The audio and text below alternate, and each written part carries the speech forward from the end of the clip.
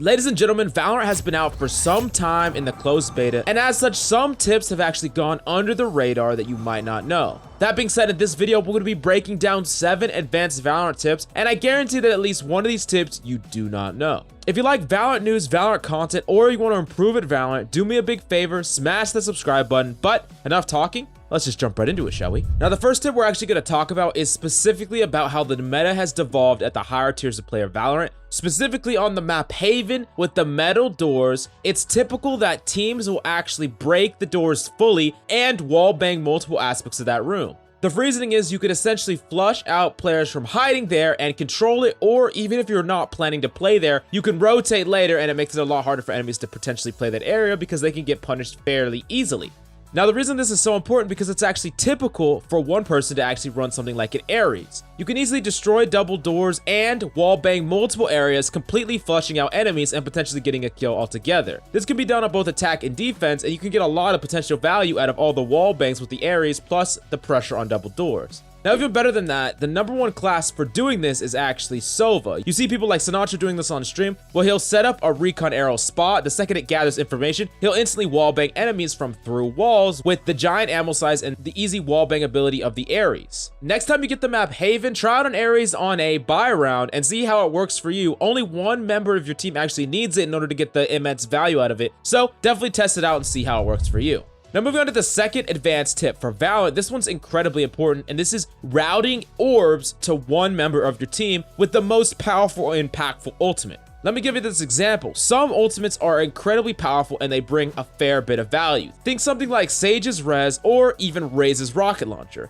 When playing default, if you rotate as a team to multiple orbs and route them to the same person, you could potentially get that ultimate off many times more in a game than normal. So I would highly suggest you do this. Route orbs to the person who's going to get the most value or impact on your team. Now, moving on to tip number 3, this is talking about specifically wall banging, and frankly, you need to wall bang every single place that people commonly hide behind. Every single corner that you think people tend to hide in. Wall banging is essentially free information and damage, and often it will flush enemies out of corners. Now, specifically corners that you can't wall bang, the best thing for you to do is actually flush them out with utility. You can potentially wall bang all the boxes and things that people can hide behind, and then you can flush people out with utility that are hiding in corners. That's the way that you can effectively take space or an area without getting shotgunned in the face. No one wants to take a 50-50 with someone that's shotgunning from close range. So the true takeaway here is make sure that you use utility to flush people out of locations and then wait for them to actually relocate, and then if they do, try to punish them. And then also wall bang every single section you see so you can potentially get that free damage in. Now, here's something that you need to keep in mind. Be extra cautious of specifically Jett and Omen when using this strat. Jett specifically can be playing a hyper aggressive angle, and if you try to flush her away, she can actually get out with her tailwind. So that's something to keep in mind. And then on top of that, Omen can actually teleport to a spot you already checked. So definitely keep that in mind.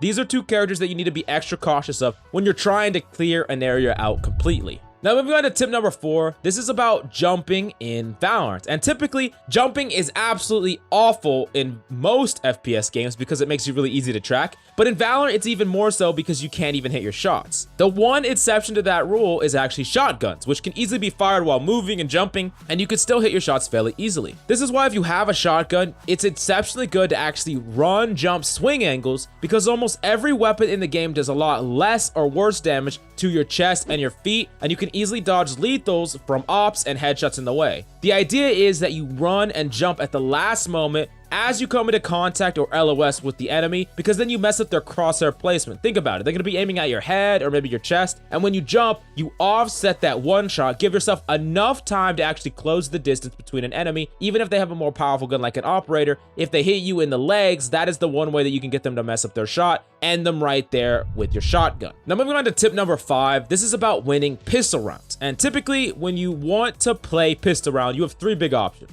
You have the Ghost Pistol with some amount of utility, you have the Classic with tons of utility, and then you have the Frenzy with armor, and then I'm going to tell you one thing that you should generally avoid. So firstly, let's talk about the Ghost with some utility. This is the default. Pretty much everyone thinks that it's Ghost or Bust, and everyone's running the Ghost. And I do think that for most characters, picking up the Ghost is pretty powerful. Ghost plus some utility is pretty good, and it's going to work for the vast majority amount of characters because you could jiggle peek long sidelines and things like that. That being said, for some characters, running the Classic plus utility is actually better. Think a character like Sage or Breach. Having the additional utility that you can buy is definitely worth more value than you can get out of a pistol, especially because if you don't hit those headshots or if the enemies are running any sort of shields, you're not going to be able to one-tap headshot them. So being able to have that extra utility on characters where that utility is worth a lot of value and can actually add more than that little bit more pressure that a ghost pistol provides, that is something that you should definitely keep in mind, and that's something that I would suggest if you're playing these heroes. Now next, we're going to talk about the Frenzy and Armor. I wouldn't suggest this very often, but it can be useful in some scenarios, especially when you're holding really close sightlines. Being able to buy Frenzy plus Armor can allow you to actually tank one headshot from the Ghost Pistol, which can allow you to actually win quite a bit of close range matchups. So